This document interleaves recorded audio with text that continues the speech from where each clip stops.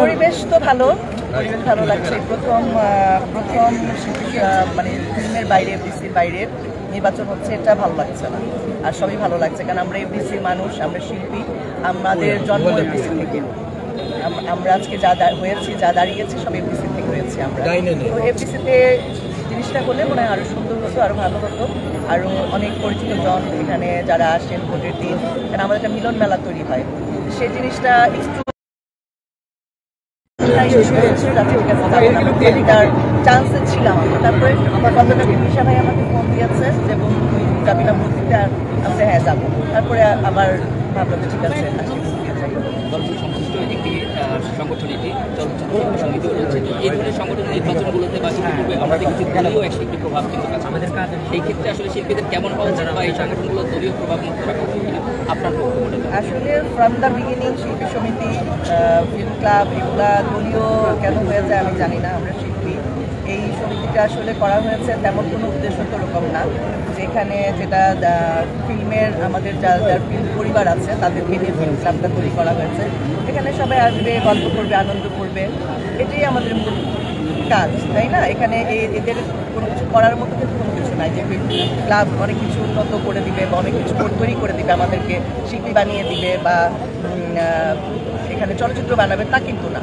এখানে ফিল্ম ক্লাবটা করা হয়েছে ফিল্মের যারা আছে, পুরনো নতুন শিল্পী যারা আছেন তার এখানকার মেম্বার, তো তার এখানে আসবে, তার সবার সাথে সবার একটা মিলন মেলা তৈরি হবে, এবছর একটা পিকনিক হবে, একটা ইফতারের প্রোগ্রাম হবে, একটা কালচারাল প্রোগ্রাম হবে, এই জাতীয় কিছু একটা হবে আমাদের। কিন্তু এখন দেখা যায় যে প্রতি বছরই আমি দেখি কোনো গ্রুপ দাঁড়ায়, ফোন করে এই গ্রুপ ওই গ্রুপের বদনাম করে, ও এটা করেছে, ও ওটা করেছে। ভাই এত রেশারেশি কেন? এত রেশারেশি কেন? মানুষ বাঁচে কয়দিন, আমরা কয়দিন বাঁচি, কেন আমাদের মধ্যে এত হিংসা বিদ্বেষ তৈরি হয়? আমি মনে করি যে যারাই পাশ করুন সংগঠনটার জন্য, এখানে তো আসলে করার কিছু নাই, এটাকে সুন্দর করে অর্গানাইজ করা, যখন পিকনিক হবে যারা থাকবে তারা যেন পিকনিকটাকে সুন্দর মতো অর্গানাইজ করতে পারে, ইফতারটা সুন্দর করে অর্গানাইজ করতে পারে, একটা কালচারাল প্রোগ্রাম হলো অর্গানাইজ করতে পারে, সেইটুকুই আমাদের দরকার। এটা নিয়ে কেন এত রেশারেশি, এত আমি আসলে বুঝি।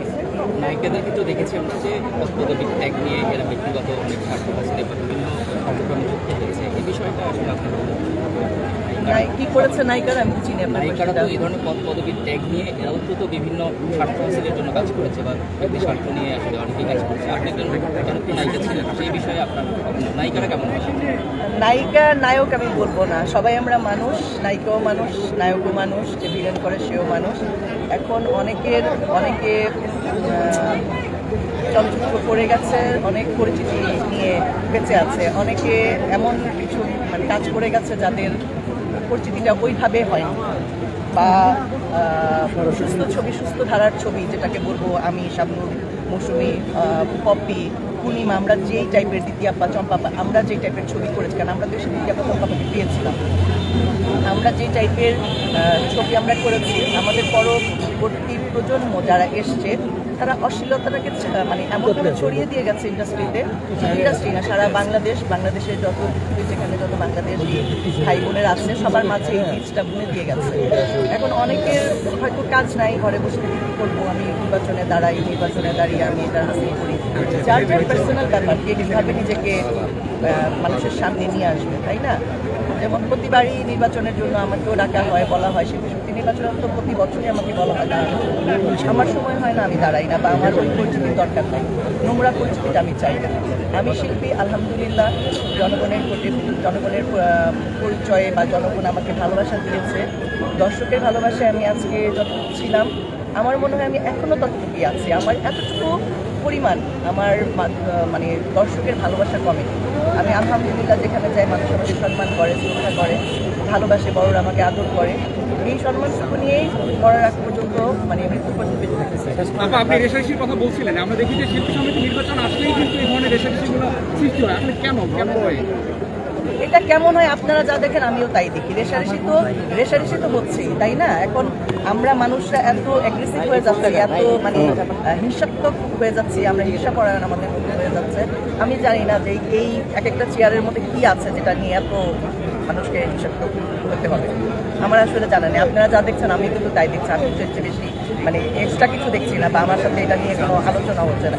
আমি দূর থেকে যা দেখি বা দু চারজনের সাথে কথা হয়ে যা বুঝি, আমি বুঝি যে এখানে এই জিনিসটা হচ্ছে আমাদের এখন বন্ধ করা উচিত। দেখেন সেকেন্ডের মধ্যে মানুষ মরে যাচ্ছে। অঞ্জনাপু সুস্থ একজন মানুষ, উনি সামান্য একটা জ্বরে এসে দুনিয়া ছেড়ে চলে যাবো। কেউ আপনি আমরা কেউ ভেবেছি আজকে আমি এখানে প্রবীর আঙ্কেল মারা গেল, ওনার মতো একজন ভালো মানুষ, মানে আমার সাথে অনেকগুলো ছবিতে আমি কাজ করেছি, মানে চিন্তাই করা যায় না। আমি শিল্পী এখন দাঁড়িয়ে কথা বলছি যে কিছু সময় পর আপনারা জানবেন না বা শুনবেন না যে আমার একটা কিছু হয়েছে বা এখানে অনেকের মধ্যে অনেক কিছু দুনিয়া ছেড়ে চলে যাবে না, তার কোনো নিশ্চয়তা নাই। যার কারণে আমি মনে হয় দেশের যেই প্যান্ডামিক একটার পর একটা আসছে, করোনার পর এখন আবার নতুন একটা ভাইরাস শুরু হয়েছে, আমি মনে হয় মানুষের এসব নেশা বিদ্বেষ ছেড়ে ভালোভাবে ভালো পথে চলা উচিত। আবার আমরা জানি যে আপনি দেশে কম থাকা হয়, বাইরে বেশি সময়। এটা আপনাদের ভুল ধারণা। আমি জানি না সবাই কেন বলে আমি দেশের বাইরে থাকি। আমি দেশে এখানে স্কুলে পড়ে, তবে স্কুল বন্ধ থাকলে যাওয়া হয় বাইরে, এইটুকুই। আমি দেশেই থাকি, দেশেই আমার সবকিছু। বাংলাদেশের জন্ম, মৃত্যুটাও যেন বাংলাদেশে বা এই মাটিতেই যেন হয়। ধন্যবাদ। হ্যাঁ, অঞ্জনা আপুর মৃত্যু এখনো রহস্য চলছে, সেই বিষয়টা কেমন? ভাইয়া আমি না রহস্য কিছু, আমার ফোনটা ছিল এখানে, সরি, আমি না রহস্য বুঝি না। এখন যে পরিমাণ আমি কদিন ধরে মানে আমার পরিচিত জনের মধ্যে আমি অনেকে শুনেছি যে একটা জ্বর এখন মানে এমন একটা ভাইরাস এসছে, যে ভাইরাসটা থেকে দেখা যাচ্ছে জ্বর আসছে, জ্বর থেকে ব্রেন স্ট্রোক করছে। আমি জানি না অঞ্জনাপুর সে ধরনের কোনো ভাইরাস অ্যাটাক করেছিল কিনা, কারণ একটা জ্বর থেকে মারা যায়, এটা আসলে ভাবতে মানে অবাকই লাগে যে একটা জ্বর এসে কিভাবে। এখন রহস্য খুঁজতে গেলে তো কত কিছুই মানে বেরোতে পারে, নাও বেরোতে পারে। আমি মনে করি যে মানে ওনার মৃত্যুটা এইভাবে ছিল, উনি দুনিয়া এই কদিনের জন্যই আল্লাহর কাছ থেকে হায়াত নিয়ে আসছে, ওনার হায়াত শেষ হয়েছে, উনি দুনিয়া ছেড়ে চলে গেছে। একটা মানুষ চলে গেছে, এখন সব নোংরা আলোচনা করে এই হলো না ওই হলো না, তাকে মানে এগুলো বলে মনে হয় বিতর্ক। আপনি বলেন এবার সাথে ধন্যবাদ। আপু, আসলে সালমান শাহর সাথে সিনেমা করেছেন, প্রিয়জনের কথা বললাম প্রথম যখন ঢুকলেন, তো এই প্রিয়জন সম্পর্কে বা সালমান শাহ বিষয়ে একটু স্মৃতিচারণ যদি করতেন। এটা তো আসলে সালমান শাহর সাথে ছবি করেছি প্রায় 25 বছর হয়ে গেছে, 25 বছরে বেশি। 2007-এ সরি 97-এ সালমান শাহর আমার ছবি 97-এ রিলিজ হয়েছে, বাট করেছি আরও আগে থেকে, 96 থেকে কাজ করেছি। সালমান শাহর সাথে স্মৃতি খুব ভালো স্মৃতি। ওর সাথে আমি অনেক বন্ধুর মতো ছিলাম। শুধু আমি না, আমরা যে কটা নায়িকা ওর সাথে কাজ করেছি সবাই বন্ধুর মতো ছিল। ওর মতো ভালো ছেলে, এত অমায়িক ব্যবহার, মানে আমাদের সময় আসলে না এরকম হিংসা ছিল না। এখন যে হিংসা রেশারেশি, একজনের নাম শুনতে পারে না, নোংরা কথা, নোংরা কাজ, নোংরাভাবে নিজেকে প্রেজেন্টেশন করা, মানে ক্যামেরার সামনে গেলেই আমাকে নোংরাভাবে। আমি তো নায়িকা ভাই, আমি তো নর্তকী না। আমি যদি নর্তকী হই তাহলে আমি যেখানে সেখানে নাচতে পারি। আমি ফিল্ম অ্যাক্ট্রেস, আমি অভিনেত্রী। I am not a dancer, I am not a নর্তকী। তো আমরা এখন নিজেকে যেভাবে খুশি সেভাবে প্রেজেন্টেশন করা, যেভাবে খুশি সেভাবে গিয়ে কথা বলা, এই জিনিসগুলো আমাদের সময় ছিল না ভাইয়া। আমাদের সময় মানে অনেক ডিসেন্ট ওয়েতে আমরা কাজ করেছি। শুধু সালমান শাহ না, প্রতিটা নায়ক, আমিন খান বলেন, বাপ্পা ভাইয়া বলেন, জুবেল বলেন, মান্না ভাইয়া বলেন, মানে আমরা যে কয়টা সার্কেলে আমাদের যে কয়টা নায়ক ছিল নাম্বার 1 লেভেলে, সবার সাথে আলহামদুলিল্লাহ আমি কাজ করেছি। আমরা অনেক ভালোভাবে, অনেক সুন্দরভাবে, অনেক আন্তরিকতার সাথে কাজ করেছি। তার মধ্যে সালমান শাহ মারা গেছে, তার আত্মা আল্লাহ তাকে বেহেশত নসিব করুক, এটাই সবসময় দোয়া করি। আর এই স্মৃতি যতদিন বেঁচে থাকবে এটা নিয়ে আমাদেরকে সর্বশেষ একসাথে সব নিবেন। আপু, সালমান শাহ ভাইয়ের সাথে সর্বশেষ আপনার কি কথা হয়েছিল? মানে সালমান শাহ ভাইয়ের সাথে সর্বশেষ আপনার কি কথা হয়েছিল মৃত্যুর আগে? মৃত্যু তো অনেক, মানে মৃত্যুর আগে ওর সাথে আমরা তো জানি না যে মারা যাবে। ও তো মানে সুস্থ সবল একটা ছেলে ছিল, হইচই করতো কাজের সময়, গল্প করতো। আমি মানে এভরিথিং লাস্ট ওর সাথে আমার ডাবিং থিয়েটারের সামনে কথা হয়েছিল।